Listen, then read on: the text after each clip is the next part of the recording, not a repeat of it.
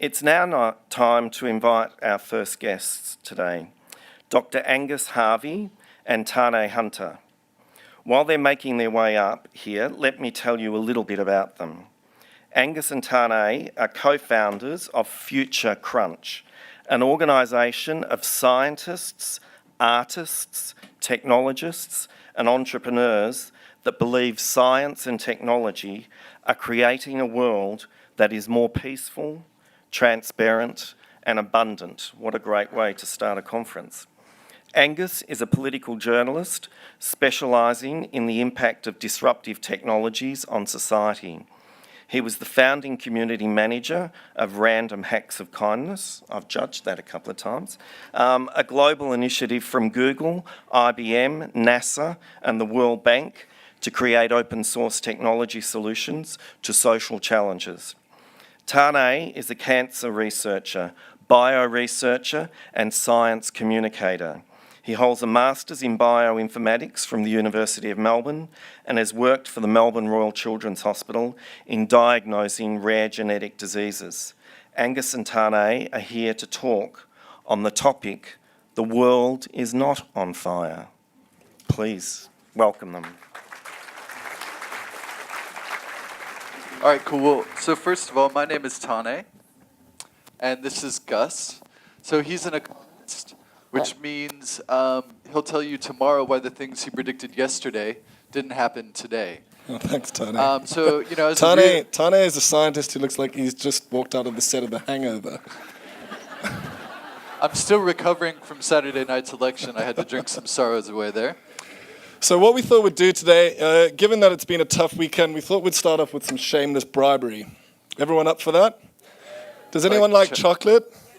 All right, cool. All right, you have to earn this chocolate, and the way you're going to do this is you're going to answer some questions. So team up with someone next to you. You're going to form a team. Pair up with the person next to you, and we want you to answer a simple question. What have been the biggest news stories of 2019? You can write this down on a piece of paper. You can put it on your phone. And we want you to come up very quickly with 10 of the biggest news stories of 2019. Everyone got that? Great. Okay, let's wrap things up. So we're going to do a little game. All right, everyone, we got our 10 news stories. So I'll go through the top news stories of 2019 so far. And you get a point for each one that you get right that we show you. So keep score, right? Keep tally. So 1 point for story. If you chose the worst news story of 2019, you get a point for the Australian election. All right, so tally a point if you got that. How about Notre Dame? Unfortunately, maybe the Sri Lankan bombings, the terrible stuff in Christchurch, but Jacinda did a great job handling that. Yep. I think Jacinda is now the most trusted politician in Australia. All right, anyone go for the Brexit kerfuffle? Nice, good work. We got the horrible stuff going on in Venezuela, unfortunately. Something close to home for me. I'm from New Mexico in the United States. Making abortion illegal.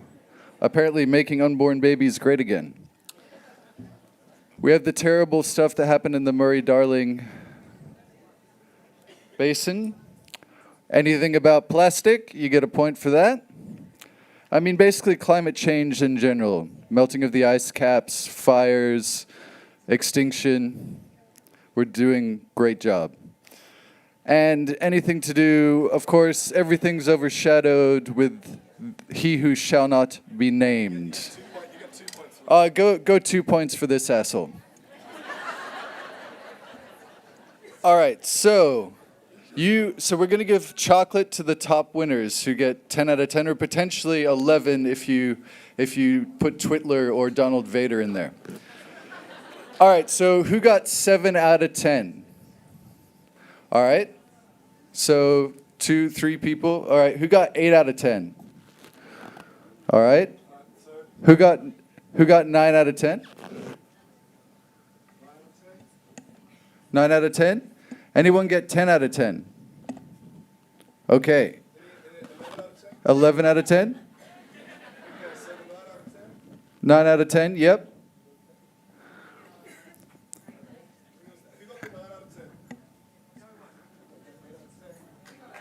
Ten out of 10. Woo! I reckon we go backwards. Let's go. We got heaps of chocolates. How about 9 eighters? 7s. Oh. You might, if there are 2 people sitting next to each other, you're going to have to share it. Yeah, table. If you got tables. One behind you, Gus. See, this is why we wear bright colored jackets and give away chocolate. It's all flash and zero substance. So now, Gus is going to play the next half of the game. All right, for this one, you get 2 bars of chocolate if you get more than 2 out of 10. All right, 187 countries just signed the strongest trade accord in the banning of plastic waste across borders ever last week at the UN. Anyone? Okay. The number of incarcerated people in American prisons has declined again to 1.48 million people. That's down from 1.61 million in 2009. Anyone? Okay. A new Ebola vaccine is out. It's 97.5% effective. It's been administered to over 90,000 health workers on the front lines for Ebola. Anyone? Put your hand up if you get any of these. Malawi has just eliminated trachoma. That's the leading infectious cause of blindness worldwide. It's the second African country to do that, actually, after Ghana. Anyone get that one? The Philippines has just passed a Universal Healthcare Act entitling 107 million citizens to universal healthcare. Anybody get that one? No? The indigenous Warani community of Ecuador has won a landmark case against oil companies protecting 180,000 hectares of their land against exploitation in perpetuity. Anybody? Great. All right. Those people need some chocolate. South Korea has just announced their latest food recycling statistics. They used to recycle 2% of food waste. They now recycle 95%. Anybody? Anyone get that one? Yeah. Well done. Great. Germany's greenhouse gas emissions have declined by 4.2% in 2018. That is the 4th largest economy on the planet and the largest economy in Europe. Anybody get that? Chile has just taken over management of a 10 million acre park following the largest land private donation in human history. You obviously read our newsletter. That happened 2 weeks ago. That's 10 million hectares in Patagonia, also in perpetuity. Anybody get that? Nope. Costa Rica is now covered, half of the country is covered in forest. They've doubled forest cover in the last 30 years. That is a huge carbon sink and a massive draw for tourists. Did anybody get Costa Rica? That happened last week. Did anybody get more than... Oh, you got Costa Rica. All right, we'll see if we can get some chocolate too. I think we might have run out. Did anybody get 9 out of 9? Did anyone get 2 out of 9? Great. Did anyone get 1 out of 9? Fantastic, congratulations. Okay, I think you've kind of seen our point, right? So, why is it that we all know about those stories, but none of us, we got there's 8 out of 9, 7 out of 9s, but none of us have heard of these stories? Well, that question kind of hit me like a ton of bricks in 2013 after the last federal election.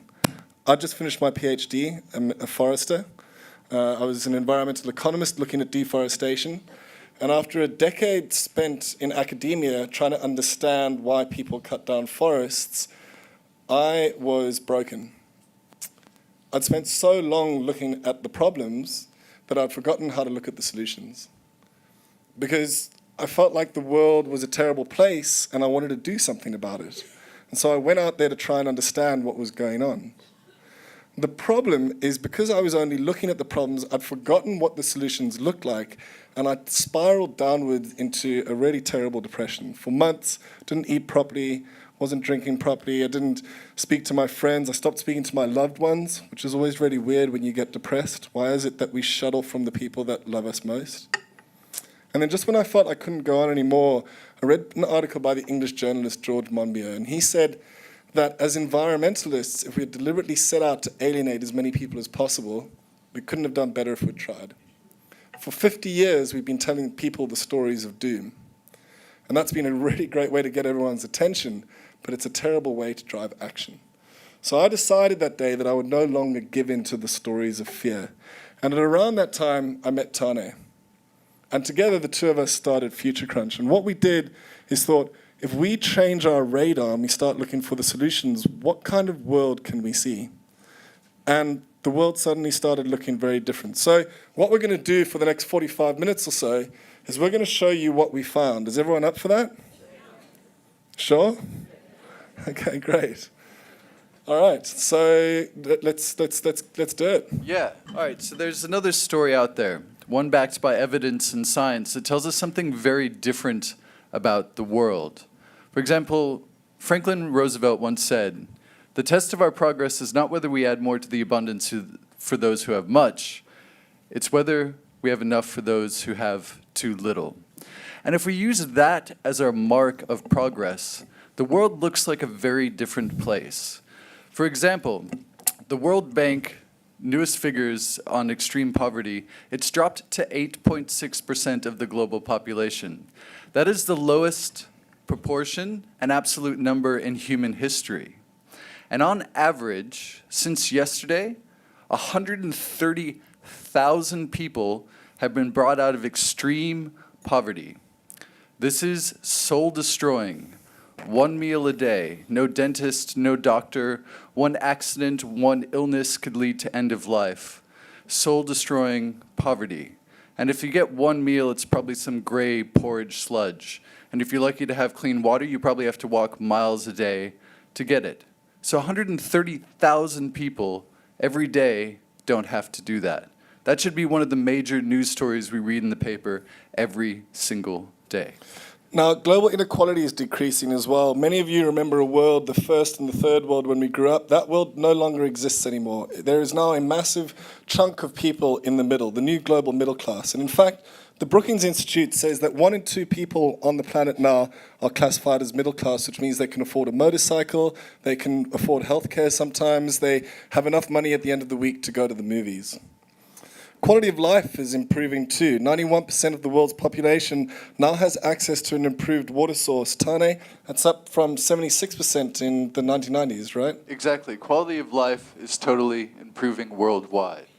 And in one major story can everyone hear me with this? Because I like to walk around and kind of flap my arms around. All right, I'll anchor you here at the desk. Okay, cool. You be the grounding, the straight line, I'll be the wiggly line. All right, so 500 million people in India, and one of the greatest stories of sanitation of all time, don't have to defecate in the streets anymore. Since 2014, they have installed 90 million toilets, and the vast majority of households now have access to a toilet, something that we often take for granted. It looks like finally humanity is taking care of their shit. In the past 25 years, 2 billion people have gained access to electricity. In places like Bangladesh, in the last 10 years, it's gone from 20% having access to electricity up to 80%. That means you can do your homework at night. You can have a refrigerator, watch the television, hopefully not elections, especially Australian ones. Electricity is something we often take for granted. Despite popular belief, thanks to better preparedness and early warning systems, less people are dying from natural disasters than at any point in recorded human history. Now, war and violence are also declining. In fact, the global murder rate has declined in the majority of countries for the last decade. There are 180,000 people walking around today who would have been murdered if murder rates globally had stayed the same as they did a decade ago. The world is becoming less violent. In places like the United States, the crime rate has come down by more than 5% every year in the last 5 years. And in Australia, the murder rate has dropped to its lowest rate ever recorded. That made front page news in every Australian newspaper, right?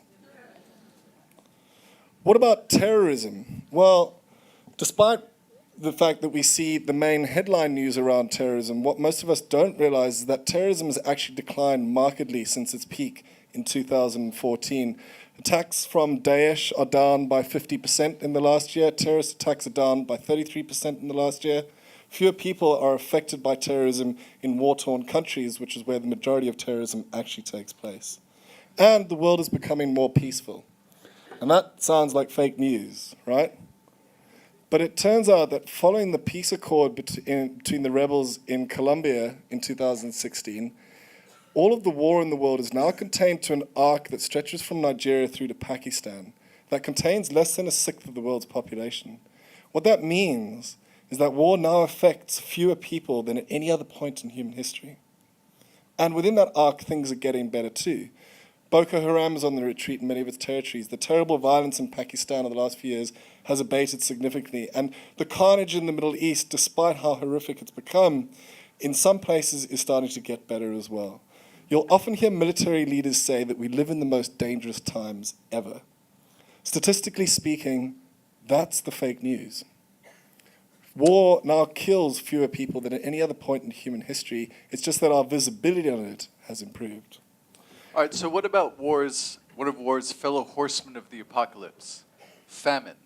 Well, the world population suffering from hunger is now at around 11%, down from around 15% in 2010. And even those people who are hungry have less of a caloric deficit, from 155 calories to 88 calories. Now, 20% more food is produced per person since 2006. I mean, yes, some of our agricultural practices are unsustainable and questionable, but we're seeing this new rise of combining modern and traditional techniques, such as regenerative agriculture, things like vertical farming. And that's popping up all over the world. And to be honest, there's plenty of food on the planet. There's no deficit. We just need to get much better about how we distribute it and our food wastage. So famine is on a decades-long decline. It's the lowest. There's been a recent uptick in Yemen, thanks to political unrest and war, but the trend is very clear. We're seeing less people affected by famine than at any other time in human history. Okay, so what is it that actually does kill people? If war doesn't kill people and famine doesn't kill people, then perhaps it's something else. Well, if you look at the leading causes of death globally, you'll see that in general, it's the other horseman of the apocalypse, pestilence, that kills most human beings. Interestingly here, you'll see there's one country where road injuries kill more people than any other, Saudi Arabia. Any ideas why that might be the case? Not enough women drivers on the road. So, Tane, if we're all being killed by disease, how are we doing over there? What kind of diseases actually kill us? Well, it's largely the main ones are the non-communicable ones, the non-infectious ones. Cardiovascular disease takes the cake. Cancer, respiratory disease, and diabetes are the top four. And if you look back at that graph, natural disasters are, it's basically non-existent. Bad doctors' handwriting kills more people than natural disasters. All right, so thanks to amazing healthcare. So I work down the road at Peter Mac. I'm a cancer researcher. I read the Code of Life DNA and figure out what particular changes are causing cancer. But cancer, diabetes, respiratory issues are all on a decline. For example, cancer is down by 22% here in Australia since the 1980s. And that is thanks to the incredible minds of doctors, researchers, scientists, nurses, and volunteers that have led to that. And keep in mind, we are just getting started. Dementia is actually on the decline. For example, it's down by 20% in the UK, thanks to better diagnosis and largely better diet. We're feeding ourselves in better ways. So what about infectious diseases? Well, we're on the verge of eradicating polio. That is a disease that used to kill, cripple, and maim hundreds of thousands of people within the memories of many people probably in this room. Polio cases in the wild are now down to 17 globally last year in Afghanistan and Pakistan, the last two places where this terrible disease actually exists. At the beginning of this year, the World Health Organization announced that it now has a vaccine for cholera. Cholera is a disease that at various times in human history we've called the Great Death. It's killed tens of millions of our fellow citizens. And we now have a new malaria vaccine that's just started to be rolled out in Malawi. Ghana and Kenya are about to follow suit. Malaria is the deadliest infectious disease on the planet at the moment. We finally invented a vaccine that's cheap enough and effective enough to start fighting back against this deadly foe. And as we mentioned in the beginning, there is a new Ebola vaccine now in the Democratic Republic of the Congo. That vaccine is still in its experimental stages, but it's been shown to be highly effective and is starting to be rolled out to all frontline health workers. Now, 6 billion people around the world are getting vaccinated, and it's largely due to volunteers helping out. 86% of children are now vaccinated for some of our age-old killers.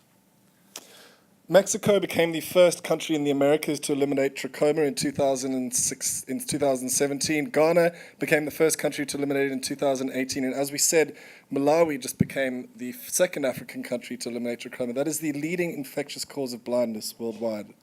This again is thanks to the unprecedented rollout and concentration on healthcare by hundreds of health workers, clinics, by a lot of African countries who are starting to prioritize this disease. Rwanda has just achieved universal eye care for all of its 12 million citizens. Rwanda has one of the leading healthcare systems on the African continent. There are 12,000 registered nurses all across the country linked digitally by mobile phones who are starting to take better care of its citizens. AIDS. In South Africa, my home country, there has been a 44% drop in AIDS cases since 2012. That is the country with more AIDS patients than any other on the planet. And UNAIDS is now saying, in fact, that thanks to the rollout of ARVs and treatments, we're now looking perhaps at the end of this disease by the 2030s. And malaria, the deadliest infectious disease on the planet, we've managed to reduce malaria cases by more than half since 2000. So 440,000 people a year are now walking around who didn't die from malaria compared to just a generation ago. That is an extraordinary global healthcare achievement, but it's just not something that we talk about. Now, as a result of treating these preventable diseases, since 1990, we've saved the lives of 122 million children. That is one of the greatest stories humanity has ever had to tell, yet we just don't hear about it. And the lives of those kids are improving as well. New statistics from UNESCO say 94% of boys and girls around the world are learning to read and write. So we're going to have a generation that's much more literate than the current ones. And they'll also have a lot of spell checking on the way as well. So 98 million children. This is one of my favorite statistics. The International Labour Organization announced at the end of last year that 98 million fewer children actually get a childhood. They're not forced into slavery and sex work. What about political and civil discourse and tolerance? I mean, that's getting worse, isn't it? Well, it depends on where you're looking, because if you look at a historical trend, in fact, democracy globally has never really been healthier. What we do is we tend to concentrate on the minute ups and downs of the last few years, and we forget that globally, democracy is now by far the most popular choice for most countries, and that authoritarian regimes largely are in the decline. This year, 1.9 billion voters will vote around the world in countries like Nigeria, India, South Africa, Indonesia. These are countries with hundreds of millions of people in them.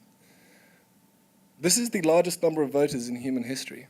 Never before have so many people had the democratic right to choose their leaders at any other point in human history. You might have all heard the stories from the Philippines or from Brazil about the decline of democracy, but we didn't hear about what's going on in Ethiopia with the election of Abiy Ahmed, their new prime minister, a new democratic superstar. He said, from this time on, war is not an option for the people of Eritrea and Ethiopia. What we need now is love. It's not just Jacinda Ardern. And we're also starting to see better representation. 23.9% of women in parliaments around the world. That's still a shockingly low number, but it's up from 11 or 12% at the beginning of this century. That's a doubling of women in parliaments around the world. And as more voices start to get heard, we start to get better policies for a wider proportion of our populations. Morocco has just passed a new law making violence against women illegal, strong new controls against domestic violence. In Nepal, they've banned the practice of chapati, which is when women are menstruating, they have to be separate from the community. That practice is now banned and is punishable by jail time. And female genital mutilation is down to 8% in East Africa, still a shocking proportion, but it used to be 71% a generation ago. That's huge. So in North Africa, East Africa, West Africa, we've seen a dramatic decline in FGM practices in just one generation. And on International Women's Day in 2016, India made it compulsory for all women working in public and private establishments to get 26 weeks of maternity leave. That is a country of 1.2 billion people. Think about the change that that single regulation is going to cause. So Denmark became the first country to take transgenderism off the mental illness list. Canada was a country recently that made it illegal to discriminate against transgender people. Nicola Sturgeon in Scotland has made it compulsory for state curriculum to include information about LGBTQI rights and sexual health. Now, so Germany was the 8th country to have a passport that added a 3rd option for gender, other. After Canada, the 7th. After the 6th, which was Pakistan. Now, Serbia, Ana Brnabić, was the first openly gay and woman prime minister. And even the Fighting Irish, Leo Zarkovnikov. Varadkar. Oh, yeah, I always get the name wrong. He's the first gay prime minister of, the typically male-dominated Fighting Irish. So Taiwan became the 25th nation in the world to make gay marriage legal, the first Asian country, before Australia. And they did it 4 days before they made it illegal to eat cats and dogs. This stuff can actually be quantified in saving human lives. In the United States, since same-sex marriage was legalized, we've seen a reduction of 14% in suicides in the LGBTQI community. This stuff is important. And here's an incredible story, which is that global suicide rates have declined by 38% since 1994. Sounds like fake news. That doesn't sound correct because so many of us are concentrating on mental health issues in our own communities. But for most of the world, life has gotten better in the last generation. The reason these suicide rates have declined so drastically is because young women, mostly in India and China, are no longer forced to marry at a young age and forced into situations where they feel like they have no hope. And in the Global World Values Survey, 85% of countries surveyed said that happiness has increased in the last decade. 7 in 10 people said that they experienced enjoyment, felt well rested, and smiled or laughed a lot on the day before the survey. And 87% of people on the planet now say that they are treated with respect. That was the largest international survey ever conducted, right? Absolutely. And a lot of these statistics and understanding come from science. And science can give us insight into why these stories are so surprising to us. For example, I'm a science nerd, a biology nerd. I've had a love affair with the study of life since I can remember. But that wasn't my first career. The first career was actually a mountain biker. I got a US national title, and everything was looking pretty sweet until I broke my back. And that all fell away. The reason I got up in the morning, my reason for being was taken away. After a bit of healing and a lot of self-reflection, I decided to go sailing, of course. And so I ended up going from the Galapagos sailing to New Zealand, where I lived for a couple of years. Yeah, kia ora, go Kiwis.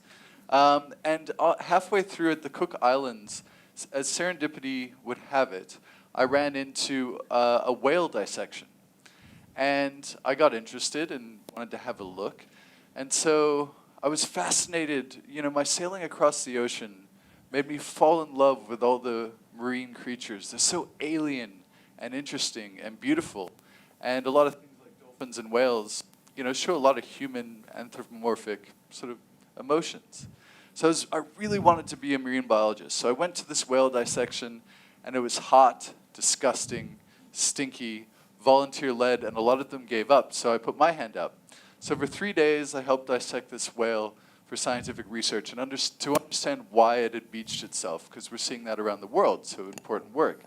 And this woman from Harvard Medical School, Darlene Kenton, to her I professed my love of marine biology. And she said, "That's great, but it is a saturated field. All the cool animals are taken. You're going to do your PhD on like a sea sponge or something like that." And she said, why not learn something like genetics, the code of life? Because if you learn to understand that, you can apply it to all facets within biology. So I gallivanted around New Zealand for a while, did some hospitality and winemaking, but my mind was atrophying, and that love of biology was always there. So then I came to Melbourne to learn to study genetics and the code of life. And now at Peter Mac, I write machine learning, AI algorithms that read DNA and figure out the changes that cause particular cancer. We follow patient treatment and figure out whether resistant strains are emerging so we can change track and hopefully improve patient outcome. But science is much more than medical advancements. For example, the wise Carl Sagan once said, "Science isn't just a body of knowledge. It's a way of thinking." And it's a way of skeptically interrogating the universe with a fine understanding of human frailty. It is the best method that we all have to make sense of this world around us. And unlike ideology, science, it allows for correction. So it constantly evolves. And given just a single piece of contrary evidence, it insists we rethink everything that we once knew. And as scientists, when we get it wrong, we actually get excited because it means we've learned something. And that's why science is fucking amazing. Some science fans out there. So what does any of this have to do with this talk? So science, and in particular, well, I'm a scientist, so I got to nerd out a little bit. But neuroscience can give us great insight into why some of these incredible news stories are so surprising to us. So inside my brain, inside Gus's brain, inside all of your brains is an alarm bell. It's a small almond-shaped set of neurons called the amygdala. And when we see something dangerous or scary and we read those bad headlines and watch the Australian election, it overrides all higher functioning parts of the brain. It's called the amygdala hijack, and we stop thinking rationally. And evolutionary, it's part of the reason our feet are moving before we realize it's a crocodile jumping out of the water at you. And to make things even worse, we have what's called negativity bias, which is the psychological phenomenon by which bad news, bad emotions, bad experiences go straight into long-term memory, but the good stuff takes much longer to sink in. So in effect, all of our brains, they're like Velcro for the bad stuff and like Teflon for the good. Now, the problem is that in today's world, the biggest threat isn't predators with teeth, it's predators with cameras. Because the media knows that you're primed to look for negative stimuli, and they use it to sell you stuff. So in a 2015 study at the University of Michigan, they showed that we tend to linger about 30% longer on bad news stories when we're looking at good news or bad news. And when we read bad news, it actually has a physiological effect. Our heart rate goes up and our sweat output increases. Humans are empathy machines. We're pretty good at taking other people's emotions and feeling them ourselves. Anyone got sweaty palms? So what we're doing is when we see other things going on in the world, we actually take on board those emotions ourselves. And then to make things even more complex, we have what's known as confirmation bias. And it's incredibly powerful knowledge. It won Daniel Kahneman a Nobel Prize in 2002. And it's part of the reason that we've, it's our tendency to actively seek out information that confirms our pre-existing notions. And it's part of the reasons that we've all woken up in our filter bubbles, bad news bubbles, pointing at each other and saying, you're the ones with the fake news. And then we have the availability heuristic, which is we give more importance to the news that we've heard most recently, and it's easily accessible in the brain, and often negative. Then we got the backfire effect.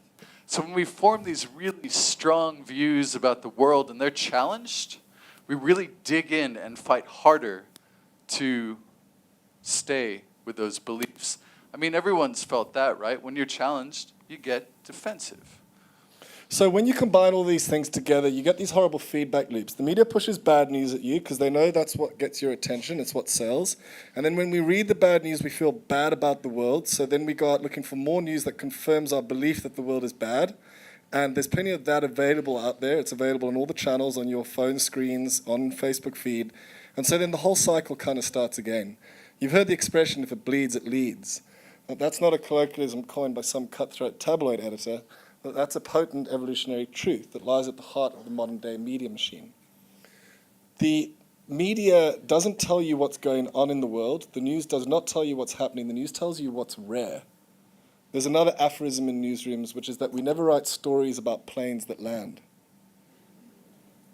So when you are reading the news, it's not keeping you informed. The news is giving you a negative image of the world, both tonally and photographically, and that tends to warp our view of what's actually going on. And the problem is because we're all on social media, we're sharing that news now. These are the two most shared news stories on Facebook in 2019. Which one's fake, Gus? Well, the problem, what's going on is that when you give 4 billion apes the ability to share news with each other, it turns out that the thing we like doing most is sharing news about tigers in bushes. And that's how we operate. And so we're in the middle of this kind of fear virus. Every time something bad happens on the planet, it sweeps through the global community like wildfire, kind of leaving us all paralyzed. And because we've kind of trained our brains to seek out those stories, we actually rewire them and we get neuroplasticity kicking in. And it means that we actively start seeking out the information that confirms that bias. You know how you know it's harder to read at nighttime now to pick up a book? The reason is because you changed your brain by looking at too many news stories on your phone. And that's why things like Ebola make headlines. But the incredible new vaccine for Ebola didn't make any magazine cover. And speaking of vaccines, I'm very sorry if there's any anti-vaxxers here. But I do want to point out that the doctor who originally published that study in 2006, it was retracted and he lost his medical license. Most of the information about anti-vaxxers has actually been pushed by Russian artificial intelligence bots to disseminate misinformation to divide communities. Just keep that in mind. But things like Ebola make headlines in its big epidemic, but bad doctors' handwriting did not, even though it killed more people than natural disasters and Ebola. It's why we celebrate things that are dangerous and scary, professions like firemen. We had to work a lot for that photo. You had to work out a lot for that. But we don't celebrate things like nursing. And nurses actually save more lives. The reason they save more lives? Well, they can read the bad handwriting of doctors. And then you've got the predators in front of the cameras. Because the media knows that you're primed to look for negative stimuli, but so do the politicians. And they use negative stimuli and bad news to sell you stuff too. So on the right, they tell us that crime, terrorism, immigration are coming. On the left, we all say that bankers are the devil and that capitalism is a predatory system. And the environmentalists tell us that water war's on the horizon, that the forests are dying, the oceans are burning, and we're all on a collision course with a climate change time bomb. Now, regardless of what side of the aisle you're on, I'm pretty sure most of us are on the same aisle in this room, but regardless of what your political beliefs are and your ideology, the problem with this fear-based rhetoric, which dominates modern-day media and politics, is why it may galvanize a few people into action. For the vast majority of humanity, it breeds cynicism, apathy, hopelessness, and hate. And those emotions don't create solutions. We should be preparing for a world in which things are getting better. Optimism doesn't have to be a reaction to the world around you. It's a choice by which you can navigate the world around you. And once you make that choice, the world suddenly starts looking very differently. And so what I'd like to do over here is, I know that we've kind of reached maximum time, but if you're happy for us to do this, would like to spend the 10 minutes on these last 10 minutes to talk about the thing that we're probably most passionate about, which is what's going on in the environment globally. Is everyone up for that? 10 minutes of what's happening with the environment? We want to show you what happens when you switch that filter and you start looking for the solutions rather than the problems. And thanks to science, we're going to be digging a lot less black rocks and dinosaur juice oil out of the ground. We're going to be getting it from the sun, the most sustainable resource on the planet. Our winds, our tides, and our molten core. Yet, our screens are filled daily with trouser-thrusting politicians. But ignore that. Because there's a quiet revolution going on in the background. And it's not being driven by politics or environmentalism or altruism. It's being driven by the bloodless logic of the marketplace. So worldwide, we are well past the cusp that we're spending more on renewable energy than dirty energy. In fact, we spend more than twice the amount on clean energy than we do on dirty energy. So now, in many places in every country in the world, it is cheaper to build new solar and wind than it is to build new coal plants. That's already done. In many countries now, it's actually cheaper to build new solar and wind farms than it is to continue running our existing coal infrastructure. This stuff is starting to bite. For example, the UK, the first industrial revolution, they just went a week without burning coal. That's the first time since they started igniting those black rocks since 1882. And coal plants like this are long gone. Let's be honest, they've been replaced by penthouses for rich Russian oligarchs. But a few kilometers down the Thames, the iconic Blackfriars Bridge, it's covered in super sexy solar panels. Did you know that Saudi Arabia, the largest producer and exporter of oil in the world, has now announced a solar plant so big it's going to power the entire country by 2030? United States, here's a figure for you. 3/4. That is the proportion of coal plants in the United States that are now more expensive to run than to build new local renewable energy. They're actually calling this the coal cost crossover in the US. And last month, for the first time in US history, the country generated more electricity from renewable sources than it did from coal. Now, climate change might be controversial in the United States, but you know what isn't controversial? Clean energy. 3/4. That is the proportion of US wind farms that have been built in states that voted Republican in 2016. Yeehaw! The reason clean energy is popular in the United States? Jobs. There are 3 million jobs in the clean energy sector in the United States compared to 50,000 coal jobs. The media loves reporting on the coal jobs because that's bad news, but no one ever goes and interviews the people who are installing solar panels on the roof in the Bronx. This guy, in the first 2 years of his administration, the United States closed more coal plants than during the entire 8 years of the Obama administration. It turns out that he who shall not be named truly is making America great again. 3/4. India. The percentage of new electricity added to the grid from wind and solar in 2018. This is one of the great last hopes of the coal barons. In fact, their energy minister, Piyush Goyal, has publicly stated that coal is too expensive, too risky, and they want to stop imports as soon as possible. Sorry, Adani.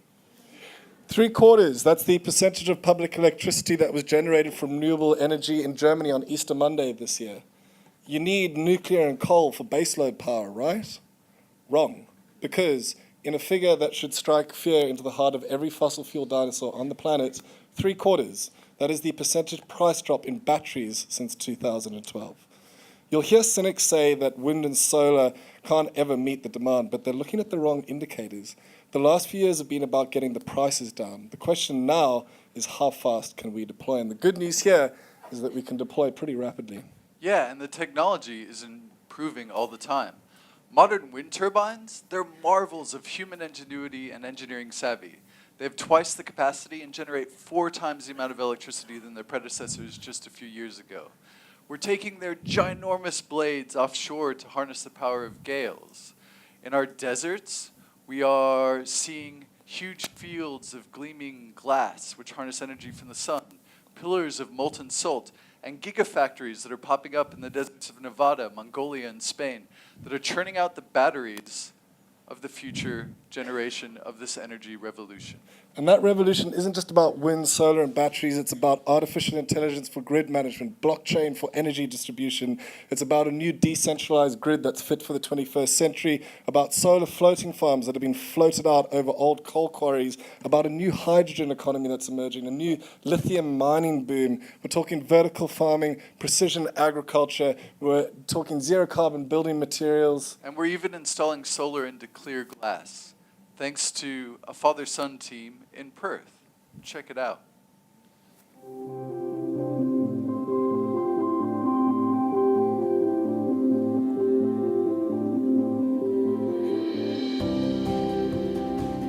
For us, it's about another Australian first and really getting ourselves out there in terms of thinking about the next phase of our integrated energy and solar rollout. So there's lots of roof space, and we'll eventually take all that up, and we can take a functional form that sits around us here in Chadstone, for example, windows and glass, atriums, and turn that into clean energy for our centres. So imagine a city like Melbourne, where every high-rise window, every car windscreen, our smartphone screens, are energy-producing cells, and you begin to realize that cities, towns, communities can be their own energy-producing power plants. Okay, so that's energy. What about the environment? I'm glad you asked, because there's some good news there as well. So forests are regenerating in Europe, China, and the United States and Canada. So China, over the last 18 years, has spent $21 billion on the largest and most successful conservation effort of all time, resulting in a forest the size of Victoria. Last year, they deployed 60,000 soldiers that planted a forest the size of Ireland. They're making trees, not war. Now, India broke a record in 2017 by planting 66 million trees by volunteers in a community-led effort. That's pretty cool, but not to be outdone by their fierce rivals, Pakistan. They've announced the billion tree tsunami. They've already planted 1 billion trees, and they want to get to 10 billion in the next 5 years. Now, led by an Australian conservationist, they've planted 200 million trees since 1980. They're calling it the Great Green Wall. Not only does it stop desertification, it brings the temperature down, allows for regenerative agriculture, better cropping, and it's created thousands of jobs for the local community. And that's why I haven't heard much about famines in that area. So this is a satellite image from NASA culminating all of the forestation tree cover around the world since 2000. And it turns out that despite loss in the Amazon and some of Africa, forest cover has increased by 5% since 2000. We've got a long way to go, but it's not all bad news. And it's largely thanks to India, China, and Australia's not doing too bad. Ocean conservation, the last 3 years have been absolutely fantastic globally. We created the largest ocean reserve in human history off the coast of Antarctica, 1.5 million square kilometers. In Canada, they've created a new area called the Serengeti of the Arctic. It's the largest park in Canadian history, and it was signed in collaboration, in partnership with their Indigenous communities, in a full treaty between sovereign nations in Canada and the government to create this incredible new park. In Argentina, they've created 2 new marine national parks, Birdwood 2 and Yaganes. This is home to some of the most diverse and abundant marine life on the planet. And Atlantic tuna stocks are recovering in the eastern Atlantic thanks to better regulations from European regulators to stop overfishing. The Belize Reef, the second largest reef on the planet, the second largest barrier reef on the planet, that's been taken off the endangered list in the last year, following according to UNESCO, and UNESCO said that follows visionary steps by the Belize government. And Belize has also doubled the amount of ocean conservation that it's doing now. 12% of its waters are now protected, up from 6%. That happened about a month ago.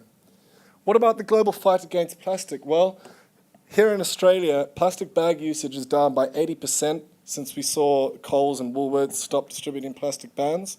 And since the beginning of this year, we've seen 11 countries implement plastic bans across the world. A 12th country actually just joined in, that's Tanzania. They announced that last week. And interestingly, a lot of these efforts to ban plastic are being led by communities. The plastic ban in Bali was led by 2 teenage sisters who mobilized the community to get those regulations passed. And another amazing community-led initiative in Mumbai, Versova Beach. So a 32-year-old accountant decided he was sick of seeing the beach looking like that and decided to pick up trash an hour a day. And people started joining him. Over a year and a half, they turned the beach from what it looked like to this. It is the largest beach cleanup in the world. And 127 weeks after the cleanup, turtles are returning for the first time in 20 years.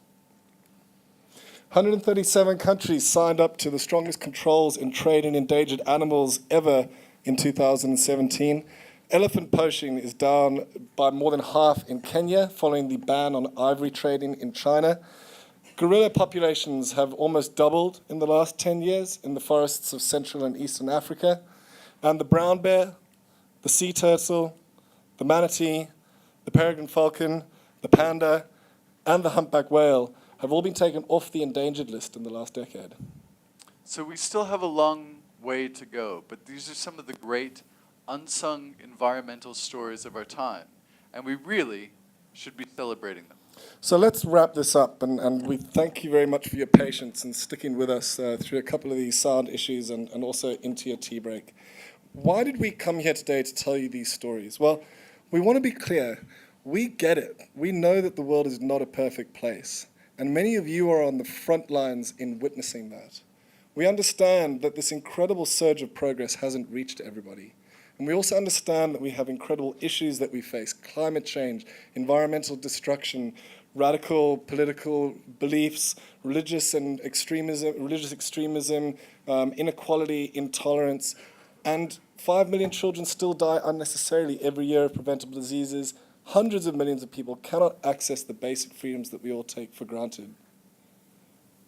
But in order to be strong enough for the next 3 years, in order to take this fight back, to get organized, to get angry, you have to be able to hold 2 ideas in your head at once. The world is getting better, and the world is not yet good enough.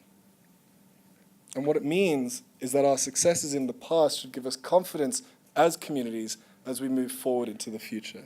So ask yourself, for the next 3 years, can you bring your own weather to the picnic? Can you change your mindset and start to look for the solutions in an effort to see if we can hack this terrible negativity bias that all of us seem to have when we talk about social and environmental change? And let's change our information diet. Understand that the information that comes towards us affects how we feel about the world and stops the way we can engage within it. Now, we understand the internet, where we got all this information from, is a dark and scary place, full of ghosts and ghouls, Trump's trolls, rabbit holes of cat videos. So if you're looking for a good place to start, we have a newsletter. It'll win you chocolate at our next event. So it's free. It comes out fortnightly. We don't do anything with your data, just like what you click on. And we curate stories of good news that's outside the main headlines, and about stories of science and technology and the hundreds of millions of people on our planet that are working together to make the world a better place. And we'd like to leave you with this. Remember that we should cultivate an attitude of optimism. Because cynicism, it's easy. You're never wrong or surprised or disappointed when things go bad. By contrast, if we describe the way a better future can be built, we redraw the boundaries of what's possible and show that it could include paths, for instance, that lead to the end of climate change, war, disease, and asshole politicians. And we can freely admit that there are big challenges. And we can also admit the difficulty of what we face, but we can also believe that our best hope lies in an intelligent and courageous optimism. And if we combine that with science and technology and a common belief and love for each other, then that gives us superpowers as we move forward into the next phase of this fight. So thank you very much for having us. We hope that you enjoy the rest of the conference. We apologize again for going slightly over time in the technical issues, and we wish you all the best of luck for the next 3 years, because they're going to be tricky. Continue the good fight.